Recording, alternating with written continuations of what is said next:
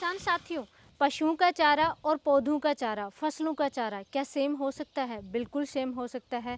ये देखिए, ये है खड़ बिनोला। ये हम गायों को डालते हैं, भैंसों को डालते हैं ताकि दूध की क्वालिटी अच्छी होती है और ज़्यादा दूध देती हैं। लेकिन यही चारा हम खिलाएंगे फसलों और पौधों को, रिजल्ट आप सोच भी नहीं सकते, इतना लाजवाब रिजल्ट देखने को मिलता है। लेकिन दोस्तों, तरीका सही होना चाहिए इस्तेमाल करने का। कैसे इस्तेमाल कर सकते हैं? ये है दोस्तों कपास की खली या खड़ या बिनोला, जिसे हम कहते हैं कॉटन केक।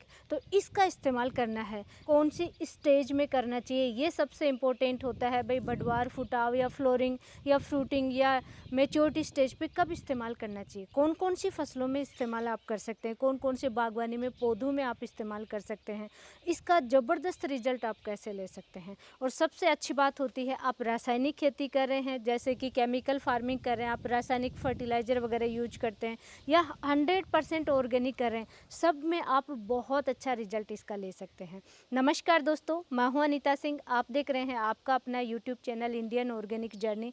दोस्तों, आप एक किसान हैं, खेती करते हैं, आज का वीडियो बहुत इंपॉर्टेंट होने वाला है, लास्ट तक जरूर बने रहें। तो किसान साथियों, अक्सर आपने देखा होगा हमारी खेती में कई तरीके के जो कल्चर हैं, स्लरी है, कॉटन केक है या मस्टर्ड केक है, नीम की खली, कपास की खली, सरसों की खली, मूंगफली की खली, इनका हम सब इस्तेमाल करते हैं और बहुत ही अच्छा रिजल्ट लेते हैं। खर्चा भी कम होता है। रासायनिक खेती करें, केमिकल जो फार्मिंग करते हैं किसान भाई, रासायनिक फर्टिलाइजर जैसे यूरिया, डीएपी, एनपीके वगैरह डालते हैं, वो किसान भाई भी इनका आसानी से इस्तेमाल कर सकते हैं। और जो ऑर्गेनिक फार्मिंग कर रहे हैं, ऑर्गेनिक खेती करें, उन्हें तो ये इस्तेमाल करना ही चाहिए, क्योंकि यही सबसे बेस्ट ऑप्शन होता है और हमारी खेती के लिए वरदान है। तो दोस्तों, आज की वीडियो में हम सिर्फ डिस्कस करेंगे कॉटन केक पर, कपास की खली पर। कपास की खेती किसान भाई करते हैं, जो सीड होते हैं, दाने होते हैं, उनसे दोस्तों ऑयल निकालने के बाद में जो वेस्टेज बचता है, उसका इस्तेमाल करते हैं खेती में या पशुओं को खिलाने के लिए। कॉटन केक, कपास की खली या खड़ बिनोला ये भी कहते हैं, और राजस्थान में यहाँ पे बाट भी बोलते हैं इसको। आपके लोकल लैंग्वेज में क्या बोलते हैं वो भी आप कमेंट करके बता सकते हैं। तो ये कपास की खली है। इसके अगर सबसे पहले हम फ़ायदे की बात करें दोस्तों, फ़ायदा क्या देखने को मिलेगा? आप किसी भी टाइप की खेती कर रहे हैं, खर्चा कम करना है और उत्पादन अधिक लेना है और फ्रूट की क्वालिटी, साइज और शाइनिंग अच्छी लाना है, तो उसके लिए इसका इस्तेमाल करना चाहिए। सबसे पहले बात करेंगे दोस्तों, इसका स्प्रे नहीं करना होता, आपको फसलों और पौधों की जड़ों में देना होता है। तो जैसे ही ये मिट्टी में जाएगा, पौधों की जड़ों में जाएगा, तो मिट्टी में उर्वरा शक्ति को बढ़ाता है, सॉइल फर्टिलिटी को इम्प्रूव करता है, मिट्टी में स्ट्रक्चर में सुधार करता है। जो रासायनिक खाद डालते हैं उनका साइड इफेक्ट होता है, तो ये साइड इफेक्ट को कम करता है और मिट्टी में उर्वरा शक्ति बढ़ती है।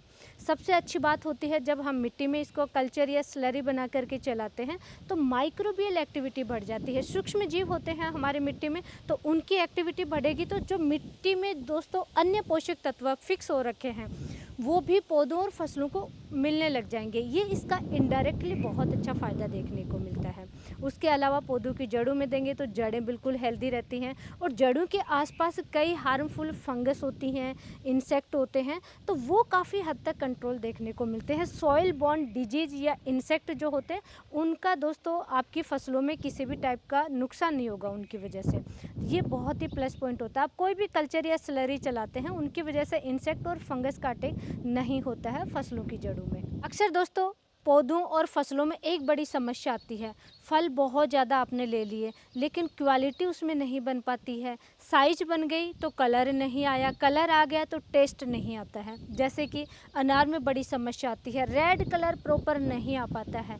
रेड कलर के लिए आपने भरपूर जैसे एमओपी डाला, एसओपी डाल दिया, आपने सल्फेट ऑफ पोटाश डाल दिया, फेरस डाला, कई चीज़ें डाल दी, आप कलर भी ले आए, तो टेस्ट नहीं आ पाता है प्रॉपर तरीके से। दोस्तों, रासायनिक चीज़ों से सारी चीज़ें पॉसिबल नहीं है एक साथ। आप शाइनिंग बहुत अच्छी ला सकते हैं, कलर भी ला सकते हैं, लेकिन क्वालिटी, टेस्ट नहीं ला पाएंगे। तो उसके लिए क्या है, कपास की खली का इस्तेमाल करना चाहिए। वहीं तरबूज में आपने अक्सर देखा होगा, तरबूज की अगेती फसल है या लेट फसल है, सीजन के अकॉर्डिंग नहीं है, तो उसमें क्या समस्या आती है, साइज बन जाती है लेकिन कलर नहीं आ पाता है, उसमें प्रॉपर टेस्ट नहीं आ पाता है। या टमाटर में भी ये बड़ी समस्या आती है कि रेड कलर नहीं हो रहा है टमाटर में, लंबे समय तक येलो कलर का सा होकर के रह जाता है। तो उसमें प्रॉपर रेड कलर लाने के लिए भी आपको कपास की खली का इस्तेमाल करना चाहिए। और सिर्फ 2 बार ही आपने यूज किया, बहुत ही ज़बरदस्त रिजल्ट मिलता है। तैयार एक ही बार करना है, लेकिन 2 बार आप इस्तेमाल कर सकते हैं, जो कि मैं आगे डिस्कस करूँगी।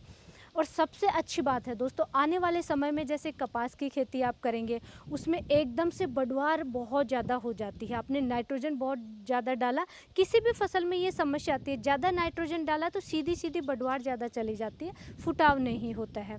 वहीं दोस्तों, जैसे मूंगफली की फसल आप करेंगे तो उसमें जड़ों का विकास प्रॉपर नहीं है और ऊपर बढ़वार बहुत ज़्यादा हो जाती है नाइट्रोजन की अधिकता से। तो नाइट्रोजन अगर ज़्यादा डाल दिया, यूरिया ज़्यादा डाल दिया, तो उसको बैलेंस करने के लिए, नाइट्रोजन के जो साइड इफ़ेक्ट हैं उसको दबाने के लिए आपको कपास की खली का इस्तेमाल करना चाहिए। इसका कल्चर बना करके इस्तेमाल कीजिए, बहुत ही ज़बरदस्त रिजल्ट देखने को मिलता है और तुरंत रिजल्ट देखने को मिलता है। इस तरीके से बहुत सारे फ़ायदे हैं। साथ ही दोस्तों, ये ऑर्गेनिक है, इसमें कोई केमिकल हम नहीं मिलाएंगे, इन्वायरमेंट के लिए सेफ़ है, वातावरण के लिए, फसलों के लिए, मिट्टी के लिए, हमारे लिए हर तरीके से सेफ़ है। सबसे पहले बात करेंगे दोस्तों, इसका इस्तेमाल कैसे करना है और कौन कौन सी फसलों में इस्तेमाल करना है। तो 1 एकड़ के लिए 200 लीटर का ये टैंक लीजिए। इस तरीके से पानी का लगभग आधा ही भरिए शुरू में, क्योंकि थोड़ा सा आपको स्पेस चाहिए होता है, खाली रखना होता है। तो ये देखिए, हमने लगभग ये आधे से थोड़ा ज़्यादा पानी लिया है, इसमें इतना पानी का भर लिया और मैं ये इसमें डाल देती हूँ।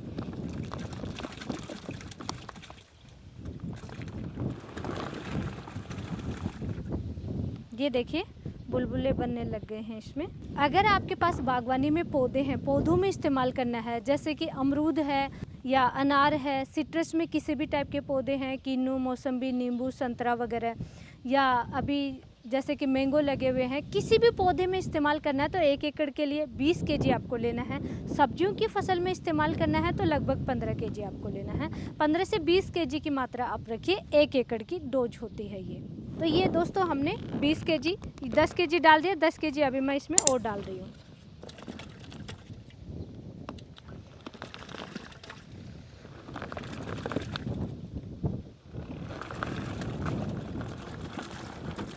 ये 20 केजी हमने दोस्तों खली डाल दी है। अब इसमें एक चीज़ और डालना है, किसी भी चीज़ को फर्मेंट करने के लिए आपको गुड़ डालना चाहिए। तो इसमें 1 एकड़ के लिए 2 केजी आपको गुड़ लेना है। तो दोस्तों, ये आ गया हमारा फेवरेट लाट। ये देखिए, लाट या लिक्विड गुड़ इसे कह सकते हैं आप।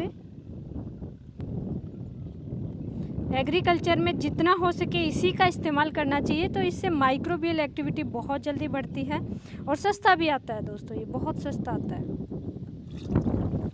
फसलों की बात की जाए कि इसका इस्तेमाल आप कौन कौन सी फसलों में कर सकते हैं दोस्तों, सभी प्रकार की सब्जियों की फसल में कर सकते हैं और सभी प्रकार के बागवानी में जो पौधे हैं उनमें आप इस्तेमाल कर सकते हैं। फ्रूटिंग स्टेज में आपको करना है, मैच्योरिटी स्टेज पे जब आपको हार्वेस्ट करना है उसके लगभग 20 दिन पहले आपको लग रहा है कि कलर टेस्ट नहीं आ रहा है, तो आप कपास की खली का इस्तेमाल कीजिए। जहाँ पे आपको 0050 यानी कि आपको सल्फेट और पोटास या पोटेशियम सल्फेट का इस्तेमाल करना है, जो सफ़ेद पोटास आती है उसका इस्तेमाल करते हैं, तो उसकी जगह आप ये कपास की खली का इस्तेमाल कीजिए। या जब भी फसल में आपको लग रहा है कि नाइट्रोजन ज़्यादा डाल दिया, यूरिया ज़्यादा डाल दिया, उसका साइड इफ़ेक्ट हो रहा है, तब आप कपास की खली का इस्तेमाल कीजिए। पोटाश में दोस्तों जो गुण होते हैं, पोटाश की वजह से फसलों में जो रिजल्ट मिलते हैं वो रिजल्ट इससे बहुत अच्छे देखने को मिलता है। साथ ही अन्य पोषक तत्व हैं ही, तो उनका भी बहुत अच्छा रिजल्ट मिलता है फसलों में। अभी जो खाली बच गया इसको भी पानी से भर देंगे। इसमें आपको एक सावधानी रखनी है, जैसे कपास फर्मेंट होगी, फूलेगी तो थोड़ा उसको स्पेस चाहिए, नहीं तो बाहर निकलेगी। तो लगभग इतना आपको थोड़ा सा खाली छोड़ना है इसको।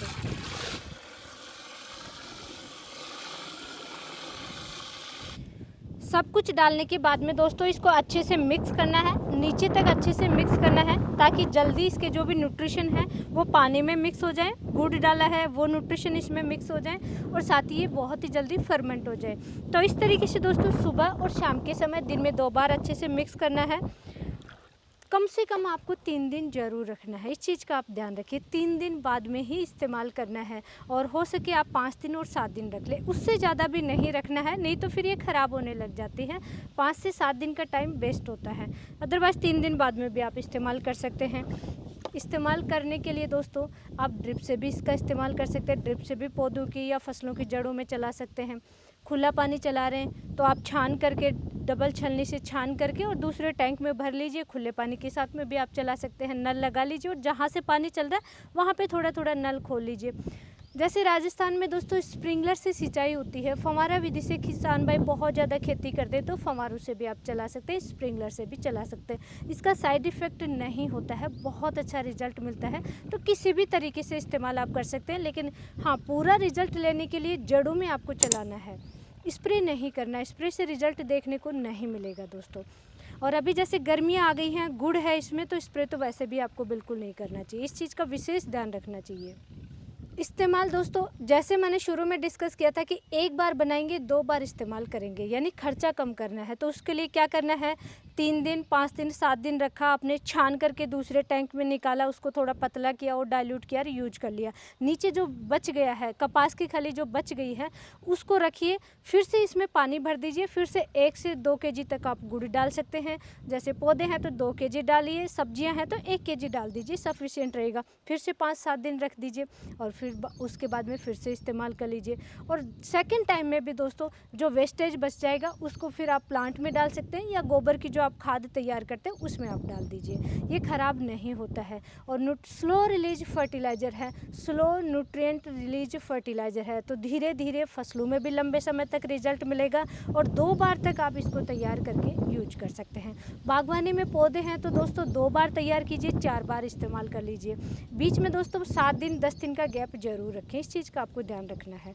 हो सके तो अगर जैसे लंबे समय की क्रॉप है, अनार वगैरह जैसे पौधे हैं, तो उनमें 15-20 दिन का गैप दे सकते हैं। लेकिन जैसे टमाटर है, ऐसी सब्जियों की फसल है, तो उनमें आप 7 दिन 10 दिन का गैप से 2 बार चला सकते हैं। और इसके साथ में दोस्तों सबसे बड़ी सावधानी है, कोई रासायनिक चीज़ों का आपको इस्तेमाल नहीं करना चाहिए, केवल इसी का इस्तेमाल करना चाहिए ताकि ज़्यादा अच्छा रिजल्ट देखने को मिले। और दोस्तों इस कल्चर का, इस स्लरी का हम इस्तेमाल करेंगे हमारे तरबूज की फसल में।